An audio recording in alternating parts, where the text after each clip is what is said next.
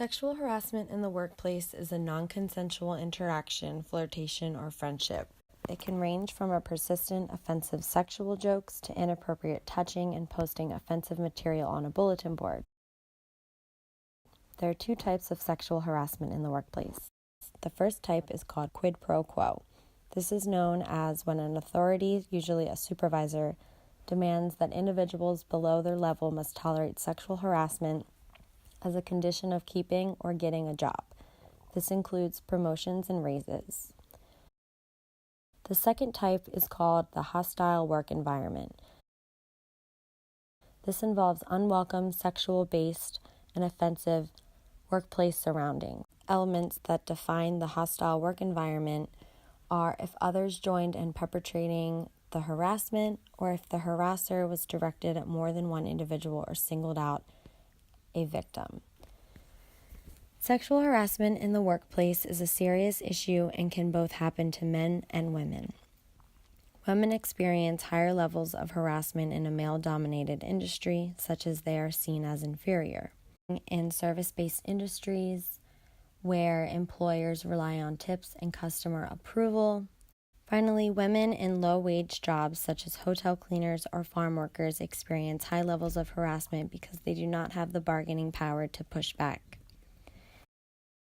The Washington Post survey announced that 10% of men have experienced sexual harassment at work. Reports of men experiencing workplace sexual assault have nearly doubled between 1990 to 2009, from 8% to 16% of claims. Unwanted physical touching was formerly reported only 8% of the time, and sexually coerced behavior was reported by only 30% of women who experienced it. Studies have found that 6% to 13% of individuals who experience sexual harassment file. That means that on average, anywhere from 87% to 94% of individuals do not file a formal complaint. Employers are responsible for ensuring a harassment and discrimination-free environment. Rules and policies are often put into place to reduce the occurrence of sexual harassment.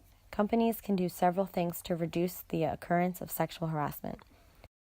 Implementing and enforcing an anti-harassment policy. This ensures that all managers and supervisors understand their responsibility to provide a harassment-free work environment. Ensuring that all employees understand the policy and procedures for dealing with harassment. New and long-term employees alike. This involves training information and education. Anti-sexual harassment policies explain what harassment is. This lets employees know that harassment will not be tolerated and to set out how employers and employees should respond if an incident occurs. Anti-harassment policies should also set forth a detailed mechanism by which employees can make complaints when sexual harassment does occur.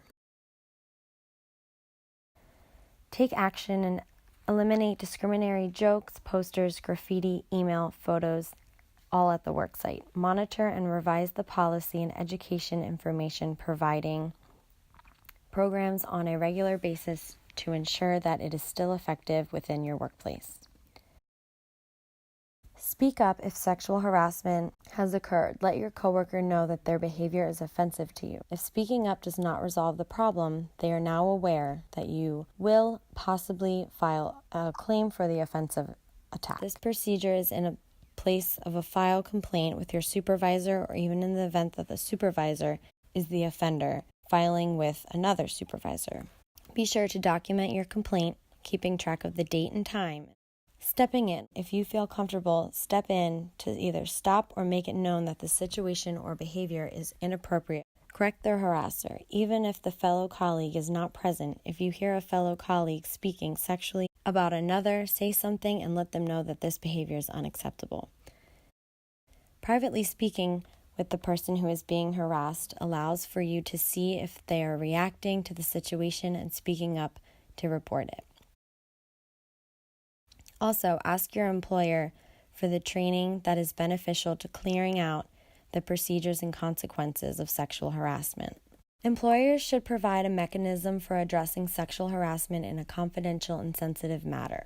A well-constructed and well-implemented plan within the organization may stop from inappropriate conduct Many anti-harassment policies from the United States and Canada are being used as simple frameworks for creating systems to prevent workplace harassment in other countries. All employees have responsibilities.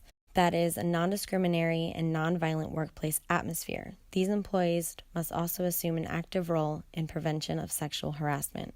We must examine one's feelings, attitudes, and behaviors in relation to sexual harassment in the workplace and see that behavior corresponds with the expectations and behavioral requirements of an organization.